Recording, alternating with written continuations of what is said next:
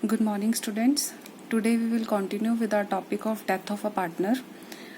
अभी तक जो हमने सीखा, जो डिसीज पार्टनर है उसका प्रॉफिट का शेयर या लॉस का शेयर टाइम के बेसिस पे हम कैसे कैलकुलेट करते हैं.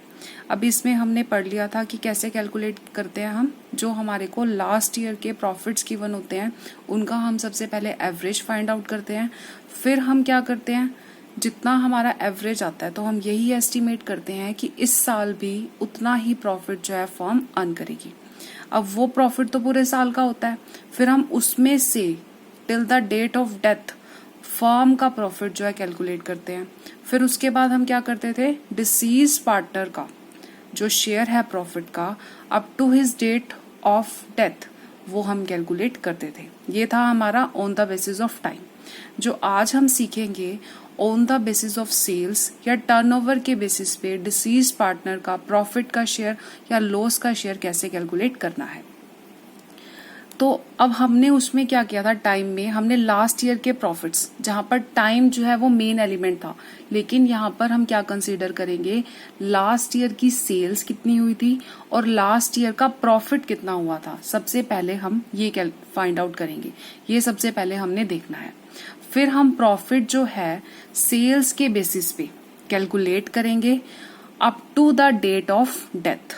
प्रॉफिट जो है करंट ईयर का हम एस्टिमेट करेंगे on the basis of sales for last year and sales up to the date of death. अब ये प्रॉफिट कैलकुलेट करने के लिए सेल्स के बेसिस पे हमें कुछ स्टेप्स फॉलो करने हैं. पहला स्टेप है calculate profit percentage on sales for the last year. जो लास्ट ईयर हमने सेल्स की थी उसके ऊपर हमें प्रॉफिट की परसेंटेज भी, हमने सेल्स पे कितना प्रॉफिट परसेंट हमने अर्न किया था पिछले साल, वो हमने फाइंड आउट करना है. वो कैसे फाइंड आउट करेंगे, इसका फॉर्मूला होगा प्रॉफिट जो हमारे लास्ट ईयर का था divided by sales of last year multiply with 100. ये हमारी क्या निकल जाएगी, प्रॉफिट परसेंटेज ऑन सेल्स. पिछले साल हमने सेल्स पे कितना परसेंट प्रॉफिट जो है वो अर्न किया है. फर्स्ट स्टेप में हमने यही कैलकुलेट करना है. सेकंड स्टेप में हम क्या कैलकुलेट करेंगे, profit up to the date of death. पूरी फर्म का प्रॉफिट कितना हुआ, डिसीज्ड पार्टनर, जिस पार्टनर की डेथ हुई है उसकी डेट तक फर्म ने कितना प्रॉफिट अर्न किया है. अब वो कैसे कैलकुलेट किया जाएगा, जो हमने परसेंटेज ऊपर फाइंड आउट की है उस परसेंटेज के बेसिस पे. ये अभी हम सीखेंगे कैसे कैलकुलेट करना है. थर्ड में जो हमारा लास्ट स्टेप होगा, हमने डिसीज पार्टनर, जो पार्टनर की डेथ हो गई है उसका शेयर फाइंड आउट करना है. Let's start with an example. सारा, सीता एंड मीना पार्टनर्स हैं 2:1 में. सारा died on 30 June 2017. Firm closes its books on 31st March every year. According to partnership deed, सारा रिप्रेजेंटेटिव, अभी मैं जैसे हमने पिछले लेक्चर में भी किया था कि सारा का सारा किसको मिल जाता है, उसके रिप्रेजेंटेटिव को, उसके एग्जीक्यूटर को. Would be entitled to get share in the interim profit. Interim profit means जो प्रॉफिट हमने साल के बीच में ही कैलकुलेट किया है. और किस बेसिस पे कैलकुलेट किया, हमने सेल्स के बेसिस पे कैलकुलेट किया है.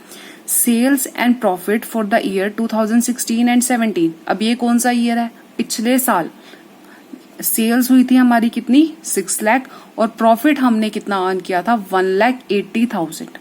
And sales in the year 2017-18, और इस साल जो हमारी सेल्स हुई हैं till the date of her death amount to ₹1,20,000. इस लाइन का मतलब क्या है, जो सेल्स हुई है हमारी इस साल में 2017-18 में, और कब तक की सेल्स आई है हमारी, पार्टनर की डेथ की डेट तक की सेल्स हमें गिवन है 1,20,000. कैलकुलेट सारा share of profit, pass the journal entry for giving सारा शेयर ऑफ हर प्रॉफिट. अब ये हमारा साल स्टार्ट होता है 1 अप्रैल को 2017, और ये ईयर एंड कब होगा, 31 मार्च 2018. अब इस बीच में सारा की डेथ हो गई, और सारा की डेथ हुई है 30 जून को. कब डेथ हुई, 30 जून को. अभी कितने महीने हैं, अप्रैल, मई और जून. ये है 3 मंथ्स जो सारा ने काम किया है, 3 महीने जो है वो काम किया, फिर उसकी डेथ हो गई। तो मतलब सारा को जो प्रॉफिट का शेयर कितने टाइम के लिए मिलेगा, 3 मंथ्स का प्रॉफिट का शेयर मिलेगा। और हमें गिवन है पिछले साल, ये पिछला साल है हमारा, ये 1 अप्रैल 2016 में स्टार्ट हुआ और खत्म कब हुआ हमारा, 31 मार्च 2017 में। ठीक है, अब इस साल में जो हमारी सेल्स हुई है, पिछले साल जो हमने सेल्स की थी वो कितनी की हमने, 6 लाख रुपीस। पिछले साल जो हमारी सेल हुई 6 लाख रुपए हुई है, और पिछले साल ही जो हमारा प्रॉफिट हुआ है वो कितना हुआ है, वो हुआ है 1,80,000। यही सारा कुछ गिवन है हमें। अब सबसे पहला स्टेप हमने क्या करना था, हमने प्रॉफिट परसेंट फाइंड आउट करना था। सबसे पहले क्या करना था, profit percent, ratio of profit to sales. अब वो कैसे फाइंड आउट करना है, profit of the last year. Last year का प्रॉफिट कितना है, 1,80,000 हमारा प्रॉफिट हुआ था, और हमने सेल्स कितनी की थी, 6 लाख रुपए की सेल्स की थी। तो हमारा जो प्रॉफिट हुआ वो हुआ 30% जो है प्रॉफिट हमने अर्न किया था। तो जो हमारा सेल्स अगर हमने 6 लाख की, अगर हमने ये चेक करना हो क्या हमारा प्रॉफिट 1,80,000 का हुआ है, तो हम वो भी चेक कर सकते हैं। 6 लाख का हम 30% कैलकुलेट करेंगे तो हमारा 1,80,000 ही आएगा। तो जो हमने प्रॉफिट अर्न किया, तो इसका मतलब ये क्या है, ये जो प्रॉफिट हमने अर्न किया ये 30% ऑन सेल्स। हमारा फर्स्ट स्टेप जो है वो कंप्लीट हो गया।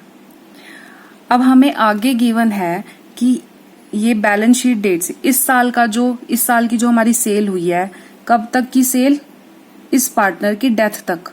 मतलब यहां तक जो हमने सेल्स की हैं वो हमने सेल्स की 1,20,000 की। इस साल जो डिसीज पार्टनर की डेथ तक, जो हमने सारा की डेथ से पहले जितनी सेल्स हुई वो हमारी 1,20,000 ये गिवन है। तो अब हमने क्या कैलकुलेट करना है, प्रॉफिट। अब इस साल हमने कितना प्रॉफिट अर्न किया होगा, ये प्रॉफिट हम कैलकुलेट करेंगे पिछले साल के प्रॉफिट परसेंट के बेसिस पे। पिछले साल हमने प्रॉफिट कितना अर्न किया, 30% ऑन सेल।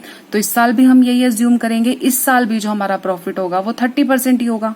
तो अब हमने क्या कैलकुलेट करना है, प्रॉफिट अप टू साराज death, profit up to date of death.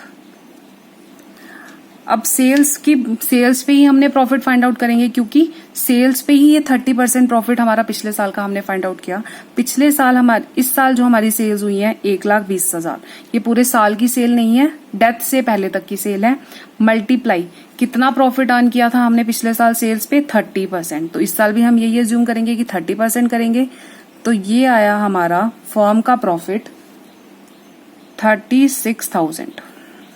Firm ने इतने टाइम पीरियड में कितना प्रॉफिट अर्न कर लिया, इन 3 महीनों में 36,000 रुपीस। अब हमने क्या करना है, ये प्रॉफिट तो पूरी फर्म का है। प्रॉफिट जो अर्न किया है सेल्स पे, 1,20,000 की जब सेल की तो उस पे 36,000 रुपीज फर्म ने अर्न किया प्रॉफिट। अब हमने डिसीज पार्टनर कौन है, सारा का शेयर निकालना है, सारा शेयर ऑफ प्रॉफिट। अब टोटल प्रॉफिट कितना आया, 36,000। अब सारा का शेयर कितना है उसमें, 2/5। तो ये हमारा आएगा 14,400 रुपीज। तो जो हमने कैलकुलेट करना था सारा का शेयर ऑफ प्रॉफिट, वो हमने कैलकुलेट कर दिया, सारा का शेयर ऑफ प्रॉफिट आ गया। अब हमने क्या करना है, जर्नल एंट्री पास करनी है।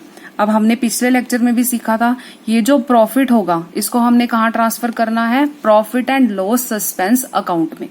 और ये जो क्रेडिट में होगा, credit side of disease partners capital account. तो हम इसकी जर्नल एंट्री पास कर देते हैं।